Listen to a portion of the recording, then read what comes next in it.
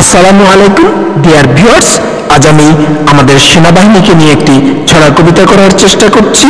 কবিতার নাম সেনাবাহিনী, মোহাম্মদ এনামুল হক খান। আমরা সেনাবাহিনী, শুনব না আর কোনো ছলাকলা কাহিনী, ভরবে না মন আর ফাঁকা কোনো গুলিতে, জবাব চাই দিতে হবে সিনহা কেন মারা গেল পুলিশের গুলিতে। কলিজা কেঁপে উঠে আজু ভাই শোকে, ৫৭ জন সেনা মারল বিডিআরের লোকে।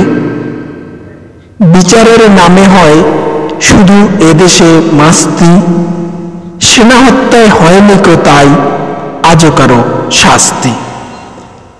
এভাবেই চলে যদি সেনাদের চাকা, নির্ঘাত দখল হবে রাজধানী ঢাকা। দেশটাকে নিয়ে যদি করে কেউ সন্ধি, ক্ষমতা হারালেই হবে তারা বন্দী।